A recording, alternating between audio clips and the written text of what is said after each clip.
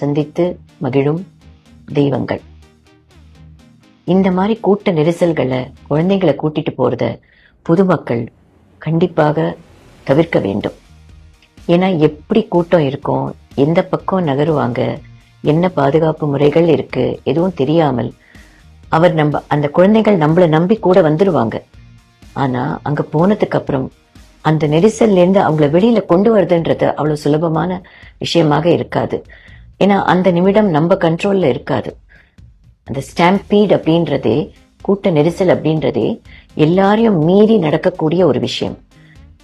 இந்த விபத்து எதுக்கு நடந்தது, எப்படி தவிர்த்திருக்கலாம், எப்படி இதுக்கு பாதுகாப்பு செய்திருக்கலாம் என்றெல்லாம் ஒருத்தருடைய மனசிலும் இப்ப கேள்விகள் எழுந்து கொண்டிருக்கிறது.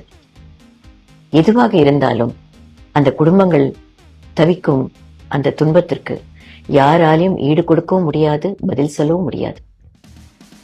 ஒரு குடும்பத்துல அது தந்தையாவோ பிரதராவோ சிஸ்டராவோ யாராக இருந்தாலும் அவங்கள நம்மளால ரீப்ளேஸ் பண்ணவோ அவங்கள கொடுக்கறது நம்ம சக்திக்குள்ள இல்லை.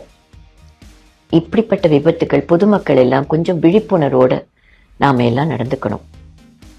நாங்க பாரத சேவா அப்படின்ற எங்களுடைய ஸ்தாபனத்தை இதுக்காக தான் உருவாக்கியிருக்கோம்.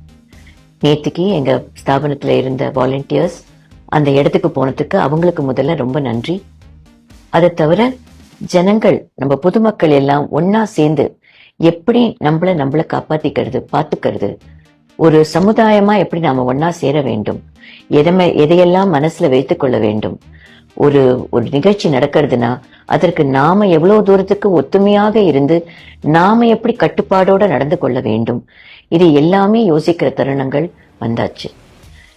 ஜனங்களே, பொதுமக்களே, அன்பான தமிழ் மக்களே, எங்கு எது கூட்டமாக சேரும் நேரம் இருந்தாலும் பாதுகாப்பை மட்டும் விட்டுடாதீங்க.